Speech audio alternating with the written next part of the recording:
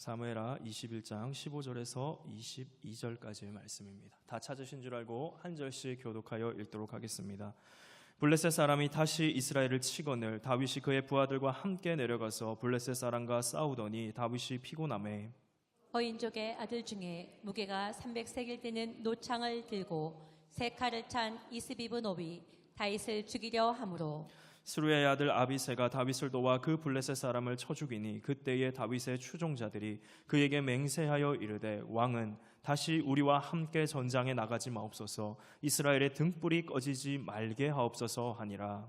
그 후에 다시 블레셋 사람과 곱에서 전쟁할 때에 후사 사람 십북에는 거인족의 아들 중에 삽을 쳐 죽였고 또다시 블레셋 사람과 곱에서 전쟁할 때에 블레셋 사람 야레 오르김의 아들 엘하나는 가드 골리앗의 아우 라흐미를 죽였는데 그 자의 창자로는 배틀채 같았더라.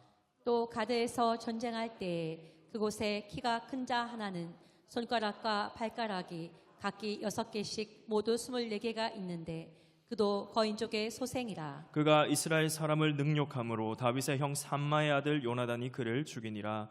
이 네 사람 가드의 거인족의 소생이 다윗의 손과 그의 부하들의 손에 다 넘겨졌더라. 아멘.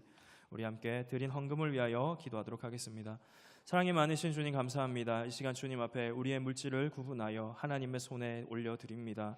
하나님, 우리 그리스도 예수 그리스도를 사랑하는 마음으로 올려드린 이 헌금 가운데 은혜를 더하시고 또 드린 마음 가운데 성령이여 함께하사 우리 주의 온전하심과 완전하심을 경험하는 인생 되게 하여 주옵소서. 하나님, 또 올려드린 감사의 제목 가운데 하나님 더욱더 감사를 더하시는 것을 보게 하시고 감사를 올려드린 기도 제목 위에 주님 은혜 더하여 주옵소서. 하나님, 또 이 예물이 사용될 때에 우리 열방교회가 더욱더 주님의 비전을 품고 주님을 바라보는 온전한 은혜가 있도록 역사하여 주옵소서. 주님 바라보는 이 시간 더욱더 주님 은혜 주시고 우리 함께 말씀 들을 때 듣는 자나 전하는 자나 모두가 그리스도 예수의 충만함과 온전함을 누리는 귀한 시간 되게 하여 주옵소서. 감사하옵고 예수님의 이름으로 기도합니다.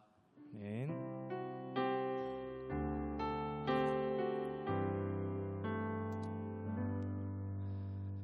이 시간 우리 장례 광고가 있습니다. 9-12목장 하서은 집사님의 시아버님이 어젯밤 소천하셨습니다. 위로 예배는 설교 직후 경기도 의료원 파주 병원 장례식장으로 출발합니다. 슬픔을 당한 가정을 위하여 함께 기도해 주시기 바랍니다. 네, 말씀 전하도록 하겠습니다. 오늘 말씀의 제목은 경사 나의 심장의 주인께라는 제목으로 말씀을 전하겠습니다. 한번 제목 한번 보여주시겠습니까? 어떻게 제목이 구성되어 있는지를 한번 봐주시면 좋겠는데요. 하나, 둘, 셋. 안 나오나요? 안 나오네요. 네, 제목이 경사 나의 심장의 주인께라는 제목입니다.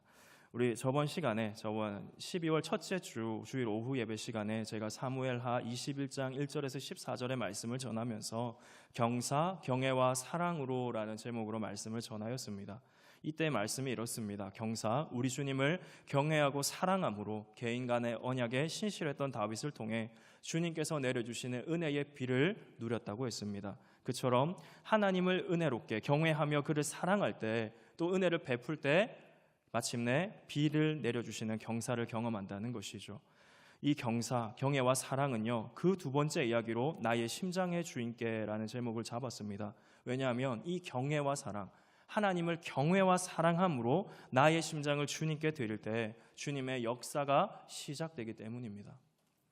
주님의 역사를 기대하며 주실 은혜를 사모하며 우리 주님을 경외하고 사랑하는 우리 열방의 모든 성도님들 다 되시기를 소망합니다.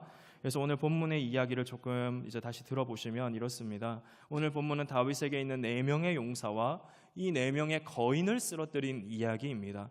그래서 이 사무엘서의 특별히 22장, 21장을요, 이 사무엘서의 부록과 같은 이제 말씀이라고도 학자들은 얘기를 합니다. 왜 부록이라고 얘기하냐면 이전에 있었던 이야기들과 조금 동떨어진 이야기를 하다 보니 부록과 같은 이야기라고 합니다. 그래서 우리가 생각하는 부록은 어떻습니까? 책을 이렇게 보다가 책에 있는 내용과 조금 다른, 어떻게 보면 책에 있는 내용의 설명을 부연하거나 또 중요한 걸 넣어놓는 곳이 부록이지 않습니까? 그처럼 사무엘서도 이렇게 부록이라고, 이렇게 지금 오늘 우리가 보는 21장도 부록이라고 보는 시선이 있기도 한데요. 그러면서 우리가 이 말씀을 보시면 무엇을 알 수 있냐면 다윗에게는 용사들이 있었다는 것을 우리가 알 수 있습니다. 이 용사의 목록을 살펴보시면서 또 블레셋 사람이 다시 이스라엘을 치거늘이라고 말씀이 시작됩니다. 이 전쟁이 다윗 통치기 몇 년이라고 우리에게 알려주지 않습니다. 그래서 혹은 어떤 사건이 앞에 있는지도 얘기해 주지 않습니다. 그러다 보니 정확한 시간대는 알 수 없습니다만 추측할 수 있는 것은 사무엘하 8장 1절에 어떤 말씀이 있냐면요, 블레셋의 항복을 받은 적이 있습니다. 그래서 블레셋의 항복을 받은 적이 있기 때문에 이 뒤에 항복 이후에 다시 블레셋이 이스라엘을 향해 도전했다고도 볼 수 있겠습니다. 블레셋의 공격에 다윗은 그의 부하들과 함께 내려가서 블레셋 사람들과 싸우게 됩니다. 이 전쟁으로 다윗은 싸우다가 피곤하여 지쳐 있었습니다. 그때 블레셋의 거인족 아들인 이 무게가 300세겔, 오늘날로 한 3.5kg가 되는 노쇠창을 들고 세 칼을 찬 이스비브노비라는 이 거인이 다윗을 죽이려고 하였습니다. 위기의 상황에 스루야의 아들 아비새가 이 왕을 구출하고 블레셋 거인을 죽이게 됩니다. 그리고 다윗의 부하들은 다윗에게 2번 다시 출전하지 말아달라는 얘기를 하면서 우리는 이스라엘의 등불, 희망이신 왕을 잃고 싶지 않다라는 이야기를 하게 됩니다. 이후 다시 블레셋과의 전쟁이 있습니다. 이 전쟁에서 후사 사람 십북에는 거인족의 아들 중에 한 사람인 삽을 죽이게 됩니다. 그리고 다음에 또 전쟁이 있는데요, 블레셋과 곱에서 전쟁할 때 베들레헴의 사람 야레 오르김의 아들 엘하난이 가드 사람 골리앗의 동생 라흐미를 죽였다라고 되어 있습니다. 또 그자의 창자루가 배틀째 같았는데도 불구하고 이 용사는 이 거인을 죽였다라는 얘기를 하죠. 또 있습니다. 블레셋과의 또 전쟁 가운데 이번에는 가드에서 양쪽 손가락과 발가락이 6개씩 있는 이 거인을 만나게 되었죠. 이 거인이 이스라엘을 모욕합니다. 그래서 다윗의 형 시므아의 아들 요나단이 그를 죽였다는 것이죠. 그래서 오늘의 말씀 마무리가 어떻게 됩니까? 이렇게 해서 다윗에게 있던 4 용사들로 인하여 블레셋의 4 거인들은 다 다윗과 그 부하들의 손에 죽고 말았다, 넘어졌더라 라는 이야기로 오늘 말씀이 끝이 납니다. 그래서 오늘 말씀을 함께 좀 보시면서 성도님들, 우리 이 용사의 목록과 블레셋 거인들을 죽인 이야기를 볼 때 우리가 생각해야 되는 것은 뭐냐면요, 이 거인을 죽인 이야기, 용사의 이야기가 다윗에게는 있고요, 사울에게는 없다는 겁니다.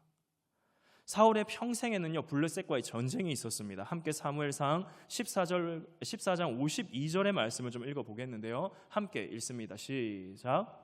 사울이 사는 날 동안에 블레셋 사람과 큰 싸움이 있었으므로 사울이 힘센 사람이나 용감한 사람을 보면 그들을 불러 모았더라. 그래서 이 말씀을 조금 더 부연한다면 사울은 전쟁 가운데 늘 있었다는 것이고, 이 전쟁 가운데 그가 뭐가 필요했겠습니까? 군인이 필요하지 않습니까? 그 군인을 징집했다는 이야기입니다. 좀 괜찮다 싶으면 징집하여서 군인 되게 하였다는 이야기입니다. 그래서 사울의 평생에 블레셋 사람과 전쟁하였고, 그는 또 길보아 산에서 전사하게 됩니다. 그 싸움은 블레셋과의 또 싸움이었죠. 평생의 전쟁을 많이 했습니다. 하지만 다윗에게 있는 용사의 목록이 그에게는 없다는 것입니다. 다윗에게는 있고 사울에게는 없는 이 용사의 목록을 통해서 우리는 여호와 경외가 무엇인지를 다시 한번 생각해 볼 수 있겠는데요, 사울은 하나님으로부터 기름 부음을 받은 1대 왕이었습니다. 그는 1대 왕으로서 하나님을 경외했어야 했습니다. 하지만 그가 더 무서워한 것이 있었습니다. 바로 사람이었습니다. 그 눈에 보이는 사람이 너무나 무서웠죠. 그래서 주님을 2번이나 배신하는 일이 있었습니다. 그처럼 그는 평생의 전쟁을 많이 했지만 결국 사람을 두려워함으로 주님은 그를 버리시고 다윗을 2대 왕이 되게 하셨습니다. 사울과 반대로 다윗은 여호와를 경외하였습니다. 목동에서 왕이 되게 하신 주님을 의지하였습니다. 그래서 그는 어떻게 보면 2대 왕으로서 기름을 붓는 자리, 이새의 아들을 제사에 청하라는 그 자리에 그는 부름을 못 받았습니다. 그래서 학자들은 그가 다윗이 어떻게 보면 아버지에게 미움을 받는, 인정받지 못하는 아들이라고도 이야기하는 그 다윗을 주님은 찾아내어 기름을 부으시고 2대 왕으로 목동이 왕이 되게 하셨다는 것이죠. 그리고 바세바 스캔들 이후에도 그의 모습은 어떠했습니까? 하나님의 용서하심과 죄의 보응 가운데 그 자신의 죄를 깨닫게 하심으로 시편 51편의 절절한 애가를 부르며 주님 앞에 나아가죠. 용서해달라고 노래하며 주님이 나를 용서해 주신다면 나는 그 주님의 법을 이제 다른 사람들에게 가르치며 나는 하나님의 법도와 율례를 정확히 지키는 왕이 되겠다고 노래하는 다윗이었다는 것입니다. 그런 다윗의 삶에 주님은 은혜를 더해 주십니다. 사울이 다윗을 찾을 때 사울의 손에도 넘기지 않았고요. 다윗에게는 오히려 사람들을 더하셨습니다. 사무엘상 22장 2절의 말씀인데요. 같이 한번 읽어보도록 하겠습니다. 시작. 환난당한 모든 자와 빚진 모든 자와 마음이 원통한 자가 다 그에게로 모였고 그는 그들의 우두머리가 되었는데 그와 함께 한 자가 400명 가량이었더라. 이처럼 다윗에게는 하나님께서는 사람을 붙여주셨고 사울에게는 용사의 목록이 없습니다. 그리고 오늘 본문에서도 다윗에게는 많은 용사들을 허락하셨으며 블레셋의 거인들을 쓰러뜨리게 하십니다. 여호와를 경외하는 사람에게 주님은 은혜를 더하신다는 것이죠. 한나가 주님을 믿고 의지할 때 그녀는 불임의 여인, 거대 근동에 저주받았다고 말하는 그 상태에서 아들을 낳게 하시는 은혜를 누리게 되었습니다. 주님은 이처럼 주님을 주어 삼고 사는 인생에게 크고 놀라운 은혜를 일으키신다는 것, 반전을 일으키실 수 있는 주님이시라는 것을 믿으시기 바랍니다. 그 은혜는 아버지에게 인정받지 못하던 아들 목동이 왕이 되게 하는 은혜, 그리고 그에게 돕는 손길을 더하시며 그를 보호하시더라는 겁니다. 그래서 오늘 본문은 사무엘서의 해석의 키가 되는 한나의 노래의 마지막 부분을 생각나게 하는 것 같습니다. 사무엘상 2장 9절에서 10절의 말씀인데요. 한나의 노래의 마지막 부분입니다. 함께 좀 읽어보겠습니다. 시작. 그가 그의 거룩한 자들의 발을 지키실 것이요 악인들을 흑암 중에서 잠잠하게 하시리니 힘으로는 이길 사람이 없음이로다. 여호와를 대적하는 자는 산산이 깨어질 것이라. 하늘에서 우레로 그들을 치시리로다. 여호와께서 땅끝까지 심판을 내리시고 자기 왕에게 힘을 주시며 자기의 기름 부음을 받은 자의 뿔을 높이시리로다 하니라. 이 은혜 가운데 다윗이 있다는 것이죠. 사람을 붙여주시기도 하고 그 위기에서 벗어나게도 하며 오늘 우리가 보는 본문 가운데서도 주님께서 하시는 일이 이처럼 놀랍게 나타난다는 것입니다. 그래서 우리는 다윗의 용사들의 말을 함께 좀 들어봐야겠습니다. 본문 17절의 말씀인데요. 같이 함께 읽겠습니다. 17절의 말씀입니다. 시작. 스루의 아들 아비새가 다윗을 도와 그 블레셋 사람들을 쳐 죽이니 그때 다윗의 추종자들이 그에게 맹세하여 이르되 왕은 다시 우리와 함께 전장에 나가지 마옵소서. 이스라엘의 등불이 꺼지지 말게 하옵소서 하니라. 우리 16절을 읽어봤듯이 전쟁에서 피곤하였고 그 피곤한 상태에서 이스비브노비라는 이 거인이 다윗을 죽이려고 하였죠. 그러나 아비새가 다윗을 구출합니다. 그리고 다윗의 부하들이 이제 왕은 두 번 다시 출전하지 말아 주십시오. 우리는 이스라엘의 등불이 꺼지지 말게 하여 주십시오라는 얘기를 합니다. 이 등불이 꺼지는 것이 무엇이냐면요, 영원한 멸망과 저주 그리고 심판을 상징했습니다. 잠언 20장 20절이 좋은 예가 되는 것 같은데요. 잘 설명하는 예가 됩니다. 같이 한번 읽어보겠습니다. 시작. 자기의 아비나 어미를 저주하는 자는 그의 등불이 흑암 중에 꺼짐을 당하리라. 이러한 배경으로 다윗에게 등불이 꺼지지 않게 해달라는 이 말을 보시면 다윗을 정확히 알고 있는 말이며 진정한 충성과 충정의 말이 아니겠냐는 것입니다. 다윗이 전장에 있는 것은 사무엘서에 이스라엘이 이 왕을 구합니다. 어떤 왕을 구하냐면 사무엘상 8절에 20절인데요. 8장에서 20절의 말씀을 또 함께 보도록 하겠습니다. 같이 봅니다. 시작. 우리도 다른 나라들 같이 되어 우리의 왕이 우리를 다스리며 우리 앞에 나가서 우리의 싸움을 싸워야 할 것이니이다 하는지라. 왜 이 말씀이 등장하냐면요, 이스라엘에 이제 사무엘이 늙었습니다. 늙었는데 사무엘의 아들들이 그와 같은 역할을 하게 됐는데 아버지 같지 않은 거예요. 아버지 같이 다스리지 않는 겁니다. 그러니 하나님의 왕 되심을 싫어하며 사무엘을 통해 주님께 왕을 세워달라고 구하기 시작합니다. 그러면서 그들이 이 왕은 자신들을 다스리며 전쟁에서 우리를 지휘하고 우리를 위하여 싸울 왕을 구했다는 것이죠. 그래서 그 말대로 다윗은 전장에 나갔고 이번에는 죽을 뻔한 위기를 겪게 되는 것입니다. 이때의 부하들의 평가는 무엇일까요? 어떻게 보면 우리 왕 이제 늙었다고, 옛날 같지 않다고. 그럼 뭐라고 할까요? 옛날 같지 않고 더 젊고 잘 싸우는 사람을 왕으로 세워야겠다는 생각을 하며 그런 얘기를 할 수 있는 거 아니겠습니까? 그대로 그냥 놔두면 이스비브노에게 죽임을 당할 것이니 한편으로 그들에게 더 젊은 왕, 좋은 왕, 전쟁 잘하는 왕 물색해서 세우면 되는 겁니다.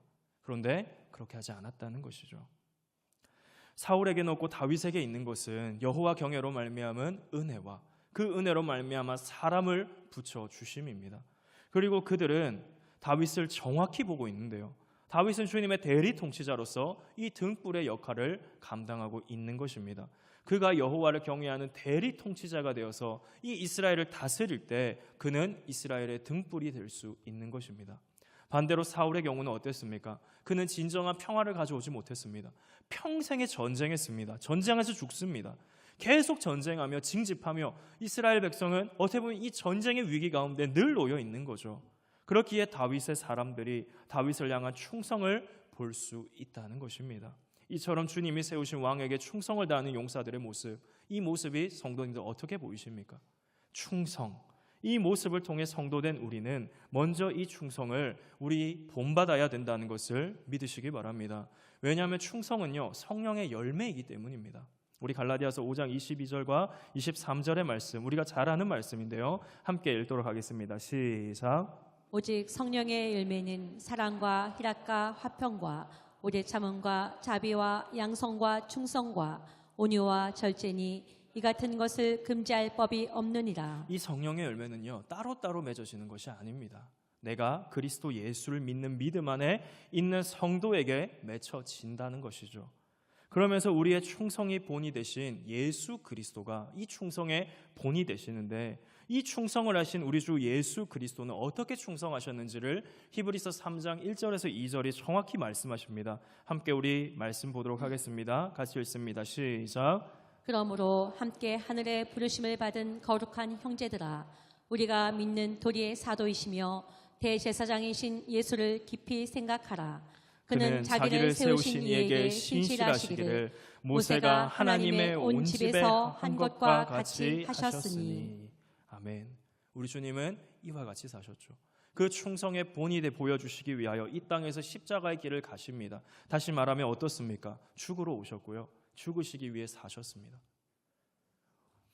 우리와 다른 걸음을 걸어가시는 것 같습니다. 성도는 우리 주 예수 그리스도의 충성, 곧 그 충성이 우리의 충성되기를 간절히 소망합니다. 우리의 충성을 보이신 이미 그리스도가 우리를 향하신 그 완전한 그 사랑 앞에 우리의 충성, 그 충성은요, 은혜를 받기 위해서가 아니라 우리의 충성은 은혜를 받았기 때문임을 믿으시기 바랍니다.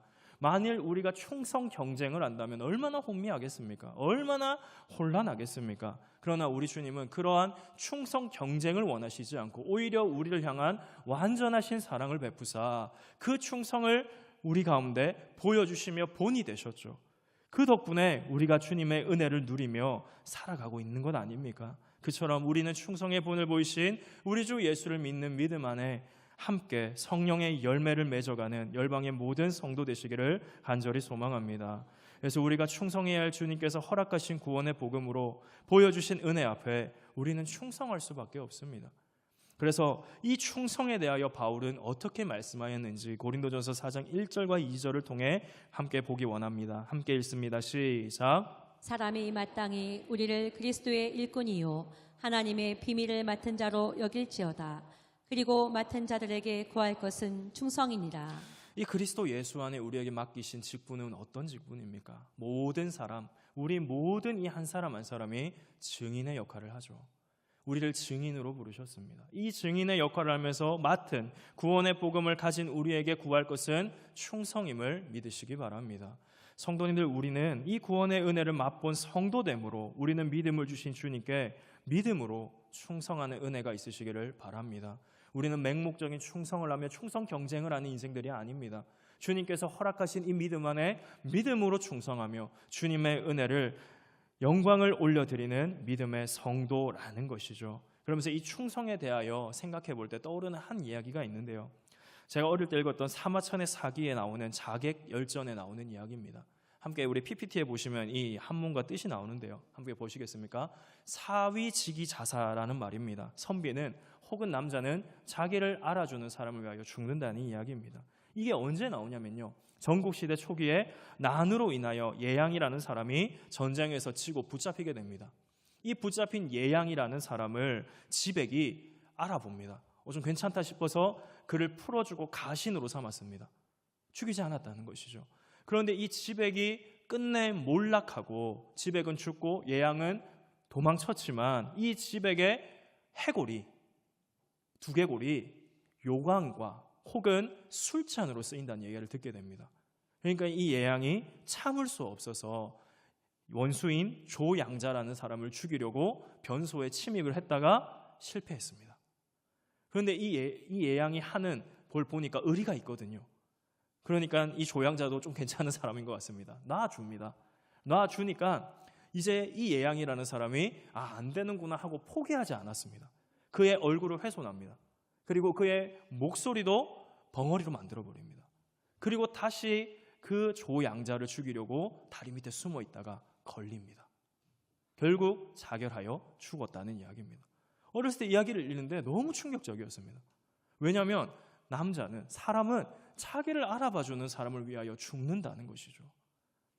그래서 저는 오늘 이 말씀을 통해서, 이 이야기를 통해서 자기를 알아주는 사람을 위하여 죽는다.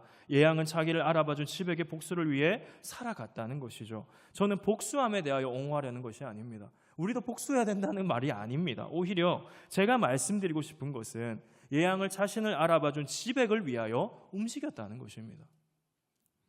성도님들, 무엇이 오늘 우리를 움직여 가십니까? 성도에게 맺어지는 성령의 열매 중에 충성은 성도에게 나타나는 열매로 우리 주님의 충성을 닮아 충성하게 함을 믿으시기 바랍니다. 그리스도 예수 안에 성령으로 말미암아 택하심을 받고 인침을 받아서 그리스도 예수의 성도된 우리 안에 맺혀지는 것이 성령의 열매라면 그 성령의 열매 가운데 하나가 충성이라는 사실을 우리가 잊으면 안 된다는 것입니다.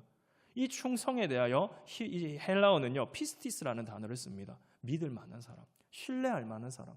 도저히 신뢰할 수 없고 믿을 수 없는 우리지만 주님의 은혜로 말미암아 우리의 인생의 이 캐릭터를 바꾸어내는 그리스도인들이 되어야 함을 믿으시기 바랍니다. 그래서 성도의 충성은 곧 우리 주님께서 계시하시는 이 은혜를 믿음으로 우리 가운데 수납하며 그 사랑을 깊이 체험하면 할수록 사랑하는 은혜가, 우리 주님 알게 되는 은혜를 깊이 알면 알수록 주님을 사랑하는 은혜가 깊어진다는 것을 믿으시기 바랍니다. 그러면서 성도님들 혹시 3대 천왕이라는 TV 프로그램을 보셨나요? 그 요리 프로그램에 우리가 잘 아는 분이 나와서 그런 얘기를 합니다. 알고 먹으면 더 맛있다고 합니다. 이 음식이 어떻게 만들어졌는지, 이 음식이 어떻게 되었는지를 알면 더 맛있다는 것이죠. 주님의 은혜도 그와 같지 않을까요? 성경을 통하여 이 허다한 죄를 지은 내가 얼마나 용서받았는지, 주님이 오늘도 나의 허다한 죄를 다 까발리시면 부끄러워 숨을 곳이 없는, 그 숨을 곳이 없는 나를 그렇게 대하지 않으시고 마치 존귀한 자처럼 대하사 허물과 죄를 덮어주시며 사랑을 말씀하시는 이 은혜 앞에, 이 은혜를 알면 알수록 깊어지는 은혜의 맛을 경험하는 우리 열방의 모든 성도님 되기를 간절히 소망합니다. 이 은혜의 놀라움이 말과 글로 다 표현 못하는 이 은혜가 있으시기를 바랍니다. 그래서 주님의 은혜와 사랑으로 성도는 움직인다는 것이죠. 맺어지는 성령의 열매 충성은요, 우리 주님의 은혜로 성도의 삶에 맺어진다고 했습니다. 예수님의 제자들을 그래서 우리가 좀 생각해 봤으면 좋겠습니다. 그 제자들은 어떠했습니까? 예수님의 십자가 자리에서 어떻게 했죠? 체포를 당하는 그 자리에서 누군가는 홑 이불을 버려두고 벌거벗은 몸으로 도망갔으며, 베드로는 예수님을 3번 부인하며 심지어는 저주하였죠. 그랬던 그들이 성령의 임하심 위에는 다르게 살아갑니다. 다르게 움직여냅니다. 주님의 복음을 위하여 살아갔다는 것입니다. 십자가를 앞둔 주님을 버렸던 그들에게 성령이 임함으로 변했듯이 주님은 우리에게 동일한 은혜를 주시며 성령을 허락하시며 우리 성령 하나님 우리 안에 내주하시며 은혜를 베푸사 오늘도 우리를 증인으로 쓰기를 원하신다는 것을 믿으시기 바랍니다. 베푸신 은혜에 합당한 삶은 맺게 하신 성령의 열매로 주님께 영광을 올려드리라는 삶이라는 것을 믿으시기 바랍니다. 오늘 우리는 무엇으로 움직일까요?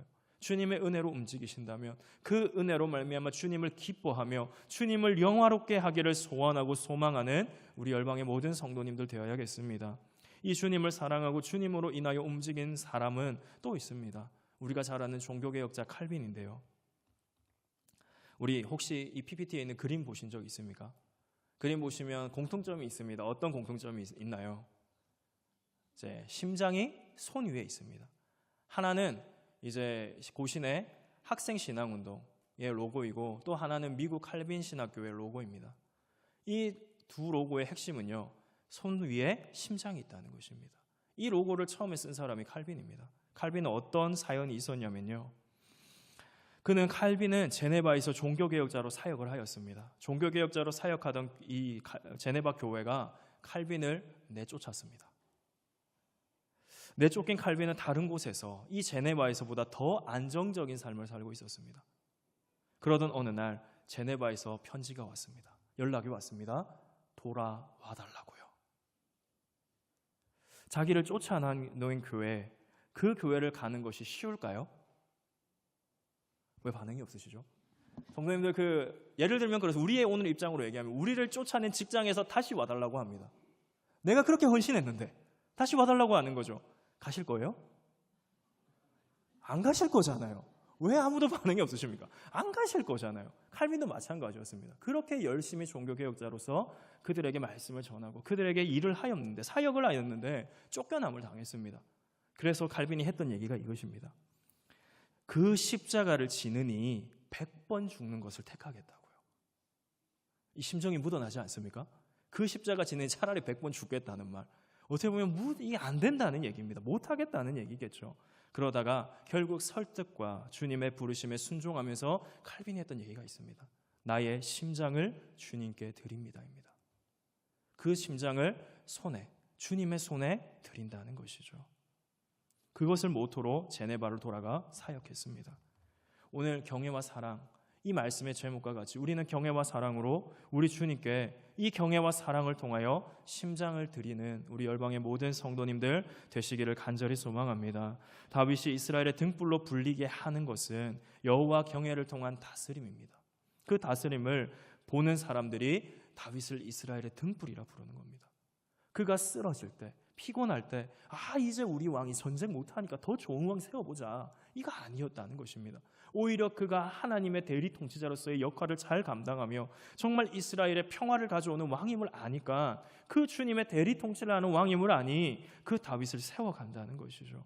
그래서 한나가 소망 가운데 받은 아들 사무엘을 다시 주님께 돌려보내는 것처럼 주님은 다윗을 대리 통치자로 세우셨고, 주님의 대리 통치자로서 다윗이 살아낼 때 주님은 다윗에게 용사들을 붙여주셨고, 혼자 싸울 수 없었던 그 수많은 싸움을 함께 싸우게 하시며 다윗에게 용사들로 하여금 그를 구출하시고, 그리고 그 용사들은 다윗을 이스라엘의 등불로 보도록 주님을 경외하였다는 것입니다. 이처럼 주님 앞에 오늘도 우리는 신실하려고, 오늘도 우리의 심장을 드리며 이미 생명 주신 우리 주님께 경외로서 영광을 올려드리는 우리 열방의 모든 성도님, 그런 그리스도인들이 되시기를 바랍니다. 주님께 심장을 드리고 그 심장의 주인 되신 주님을 위하여 사는 삶을 살아가기로 다짐하신다면 우리는 이 용사들의 모습을 주목해 보셔야겠습니다. 그들은 다윗의 용사로서 블레셋과 전쟁을 합니다. 그 전쟁은 충성됨으로 살아내는 모습입니다. 그렇듯 성도님들, 우리의 충성의 방향은 어떠할까요? 우리의 충성의 방향은 어떠하냐는 겁니다. 그리스도 예수의 그 은혜로 증인되게 하신 그 은혜를 붙잡고 성령의 열매인 그 아름다운 9가지의 열매를 맺어가며 충성하는 우리의 방향은 어떠한지 것이죠. 중구난방이 아니기를 바랍니다. 그래서 저는 오늘 말씀을 통하여 말씀드리고 싶은 이 충성의 방향은 우리 주 예수 그리스도의 피값으로 사신 교회를 향하여 나타나기를 바랍니다. 경애와 사랑으로 세우신 교회를 사랑하는 것이 우리 주님을 경외하는 것임을 믿으시기 바랍니다. 다윗의 용사들은 다윗을 이스라엘의 등불이라 칭하였습니다. 그 등불이 꺼지지 않도록, 그 전장에 나오지 않기를 구하는 그들의 충심은 다윗을 우상화하는 게 아닙니다. 오히려 다윗을 통하여 그를 세우신 주님을 봅니다. 그렇듯 우리는 주님의 주권과 권위를 인정하며 주님이 세우신 교회, 우리 열방교회를 그와 같이 사랑할 수 있기를 바랍니다. 그 첫걸음이 우리를 위하여 세우시고 역사하시는 주님의 교회를 사랑하는 것이라고 볼 수 있겠습니다. 그러므로 우리의 말이 변하는 은혜가 있으시기를 간절히 소망합니다. 우리의 표현을 바꾸어내는 은혜가 있으시기를 바랍니다. 이 교회라는 말이 변하여 우리 교회가 되어지는 은혜가 있으시기를 바랍니다. 참 그렇습니다. 참 이게 얘가 맞는지 모르겠는데요. 이 성도님들이 이 교회를 통하여 상처를 받으시면 말이 변하더라고요. 우리 교회라고 했다가 점점 이 교회가 되어갑니다. 이 교회는 아니죠. 주님의 은혜로 끝없이 충성이 무엇인지를 우리는 표현을 바꾸어내며 다시 한번 이 충성의 은혜를 누리시는 열방의 모든 성도님 되시기를 간절히 소망합니다. 그래서 다윗의 용사들의 충심은 당시의 등불을 통해 의미하는 바를 정확히 얘기합니다. 등불. 주님께서 우리 교회를 세우셨음을 믿으신다면 교회는 우리 교회가 되어야 하며 주님의 몸된 교회를 사랑할 수밖에 없는 것입니다. 성도님, 그래서 우리가 물을 수 있습니다. 그러면 얼마나 사랑할까요? 물으신다면 저는 내 나이가 어때서를 부르며 최선을 다하는 것이라고 말씀을 드리고 싶습니다. 나이를 불문해야 합니다. 나이를 불문하는 우리 열방의 모든 성도님들 되시기를 바랍니다. 내 나이가 어때서를 부르시는 열방의 모든 성도님들 되시기를 바랍니다. 주님의 말씀 앞에 최선을 다하여 세우신 교회를 섬겨가며 더욱더 우리 열방교회가 정말 올레이션스 교회가 될 수 있는 아름다운 주님의 교회를 그렇게 세워가는 우리 열방의 모든 성도님 되시기를 바랍니다. 그러면서 우리 다윗의 용사들의 이야기를 통해 우리는 그래서 다시 한번 우리 개인을 돌아봐야겠습니다. 다윗에게 이런 용사들이 있음이 한편으로는 얼마나 부러우십니까? 안 부러우신가요? 나도 이런 사람들이 좀 있으면 사업할 맛 나겠다. 나도 이런 사람들이 있으면 재밌을 것 같은데, 좋을 것 같은데 라고 생각하시지 않습니까? 저는 합니다. 왜 안 하십니까? 저는 합니다. 그런데요, 이렇게 충성된 사람들이 어떻게 생길까요? 생각해 보시면 그렇죠. 사울에게는 없었다고 했습니다. 그런데 다윗에게는 있는 것이 용사의 목록이라고 했습니다. 이 용사들은 다윗이 여호와의 경외로 말미암아 사울에게는 없으며 다윗에게는 주셨다, 붙여주셨다는 것으로 이해를 하신다면 우리 주님을 믿는 것은 결국 이 충성으로 말미암아 사랑으로 경외함으로 말미암아 사람을 더하시고 붙여주심을 믿는 것이겠죠. 그러면서 우리가 다윗을 주목한다면 그는 여호와를 경외하였습니다.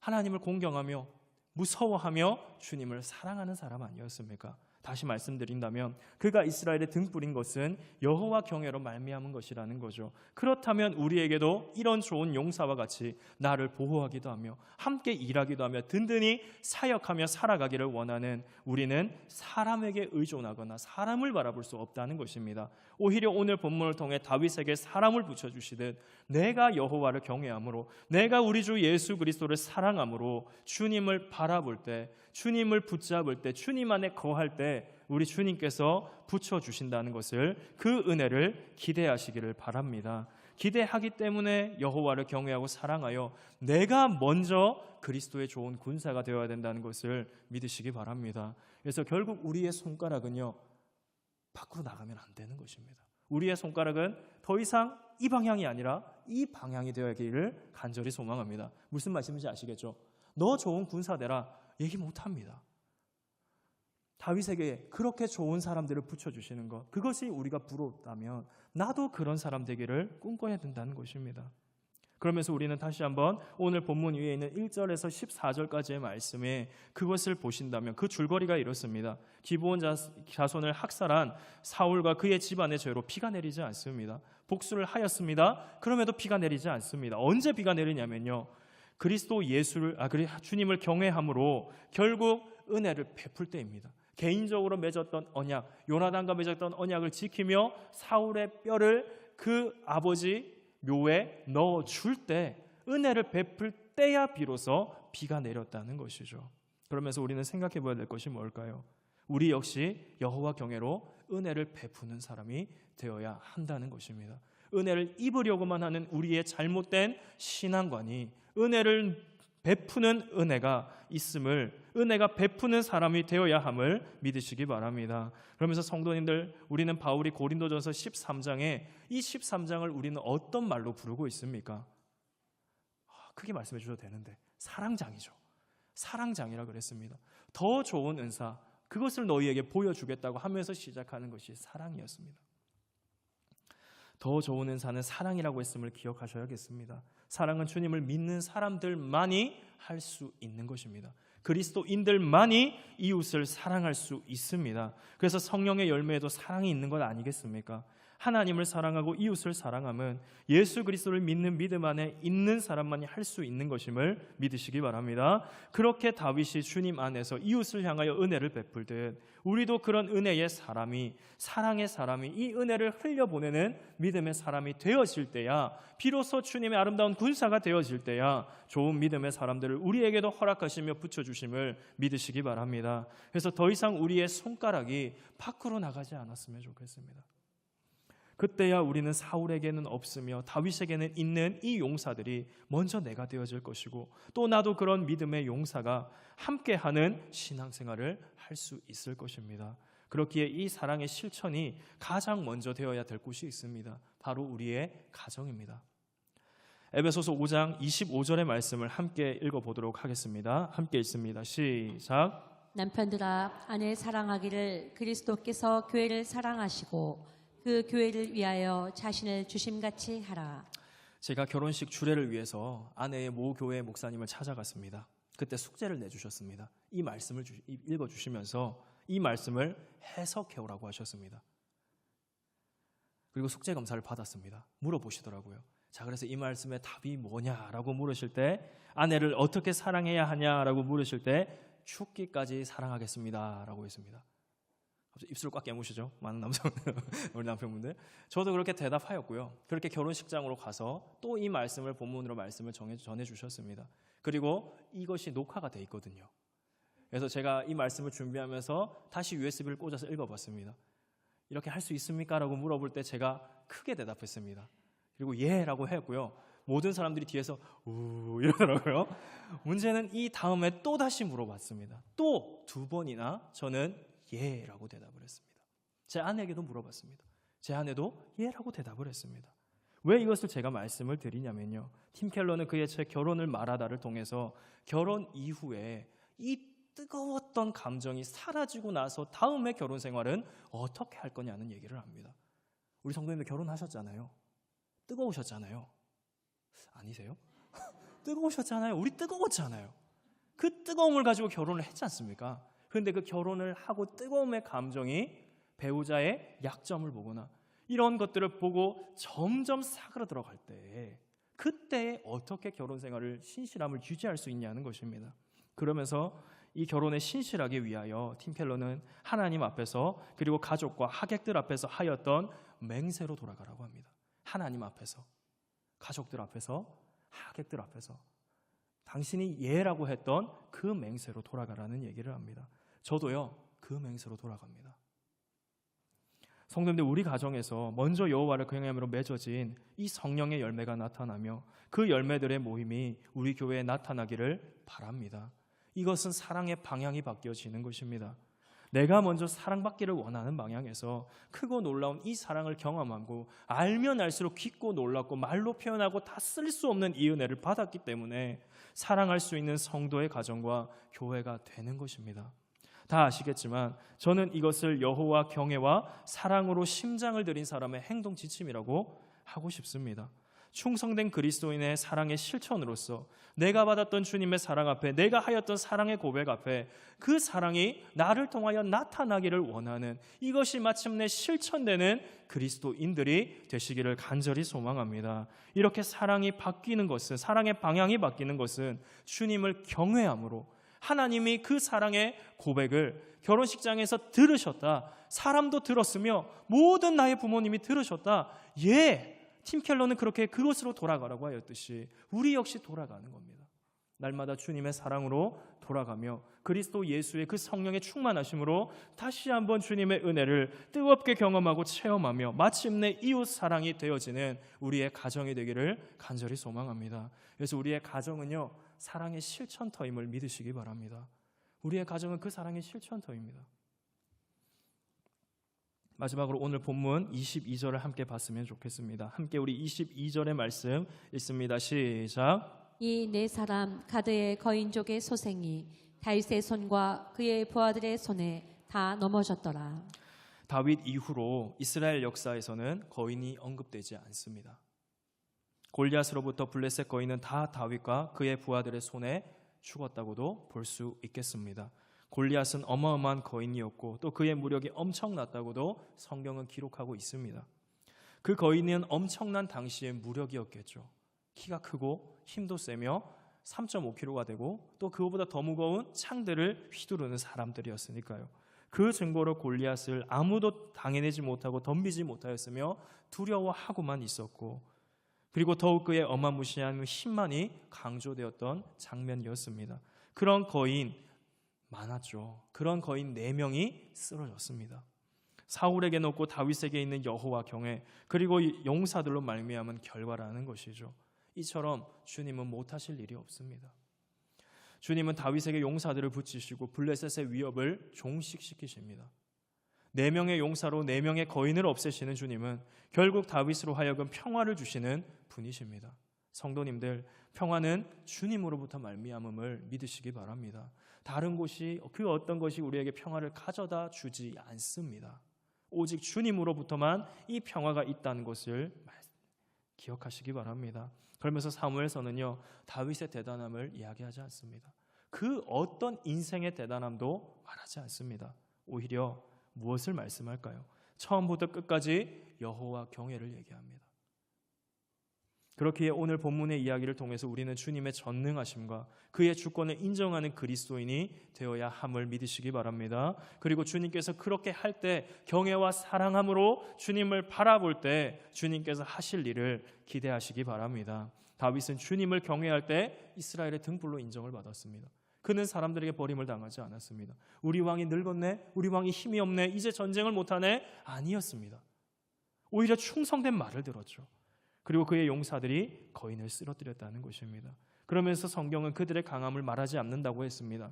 오히려 주님의 은혜가 그들을 승리하게 하신 것으로 다윗에게 여호와 경외로 말미암은 용사들이 있었다는 것을, 사울에게는 없었지만 있었다는 것을 오늘 우리에게도 보여준다는 것이죠. 그러기에 우리는 믿음으로 주님을 더욱 신뢰할 수밖에 없는, 경외하고 사랑할 수밖에 없는 성도라는 것을 믿으시기 바랍니다. 오늘도 전쟁과 같은 세상살이 가운데, 전쟁의 소식으로 효용한 이 시대 가운데 우리 주님께서는 우리와 함께 하시며 더욱 우리에게 반드시 도움이 되십니다. 자기 백성을, 자녀를 버리시지 않는 주님은 성령을 보내주시고 인치시며 우리에게 오늘도 믿음을 주십니다. 그 믿음을 사용하여 우리 개인의 삶에 모든 두려움과 염려와 걱정으로부터 이제 시선을 바꾸어 경외함으로, 사랑으로 우리 주님 바라보시기를 간절히 소망합니다. 그때 주님이 일하심을 믿습니다. 오늘 말씀을 정리하겠습니다. 주님은 여호와를 경외하는 다윗을 통해 이스라엘의 등불이 되게 하셨고 그의 용사들로 하여금 블레셋의 거인들을 죽이시고 평화를 주셨습니다. 여호와를 경외하는 그 한 사람, 그를 통하여 이스라엘은 죄가 아닌 하나님의 은혜 안에 거하며 평화를 누립니다. 반대로 잘못된 지도자였던 사울이라는 그 한 사람을 통하여는 우리 본문 위에 있는 말씀 1절에서 14절까지의 말씀대로 비가 내리지 않는 흉년을 경험하게 됩니다. 그렇기에 성도님들, 우리는 여호와를 경외하는 그리스도인들, 그 믿음으로 살아내는 사람이 되기를 바랍니다. 내가 있는 그 자리가 소망의 자리와 회복의 자리가 되는 것은 결국 우리가 여호와를 경외하는 믿음과 신앙으로 살아낼 때, 그때 되어지는 것입니다. 그렇게 우리는 그리스도 예수를 믿는 믿음 안에 맺게 하신 성령의 열매로 하여금 우리에게 나타난 주님의 은혜를 나타내고 비추며 흘려보내시기를 바랍니다. 그렇게 되기 위하여 우리가 다윗에게 있었던 용사처럼 우리가 사랑에 충성의 사람이 되어야 하겠습니다. 주님을 만난 사람이 사랑한다 말했습니다. 주님의 사랑을 경험한 사람이 진실로 사랑할 수 있습니다. 주님의 사랑으로 움직이는 열방의 모든 성도님들 되시기를 바랍니다. 여러분의 심장의 주인은 누가 되십니까? 여호와를 경외하는 사랑기, 주님의 사랑이 나를 움직여가기를 간절히 소망합니다. 오늘 그렇게 함께 결단하시기를 간절히 소망합니다. 이제 내 심장의 주인 되신 그리스도 예수를 경외하며 사랑하시기를 바랍니다. 심장의 주인이 주님이라면 이제 우리 주님을 경외함이 나의 심장을 뛰게 합니다. 맞습니까? 나의 심장은 어떻게 뜁니까? 주님을 경외함으로 뛰어갑니다. 그래서 성도님들, 주님의 영광을 위하여 우리는 살아갈 수밖에 없습니다. 나를, 또 우리 모두를 성도되게 하신 심장의 주인을 경외함으로 살아낼 때 우리는 주님께 영광이 되는 증인으로 그 삶을 살아낼 것입니다. 그렇게 하실 주님을 우리 함께 경외하며 사랑합시다. 그래서 오늘 말씀을 잘 정리한 말씀이 있는데요, 신명기 6장 4절에서 5절의 말씀입니다. 함께 우리 오늘 이 말씀 읽고 말씀 정리합니다. 같이 읽습니다. 시작. 이스라엘아 들으라. 우리 하나님 여호와는 오직 유일한 여호와이시니 너는 마음을 다하고 뜻을 다하고 힘을 다하여 내 하나님 여호와를 사랑하라. 그래서 우리 함께 좀 결단했으면 좋겠습니다. 여러분, 오늘 여러분의 심장의 주인은 누구십니까? 여러분의 심장의 주인은 누구실까요? 누구세요? 누구십니까? 같이 한번 할까요? 나의 심장의 주인은 예수 그리스도십니다. 예수 그리스도는 나의 심장의 주인이십니다.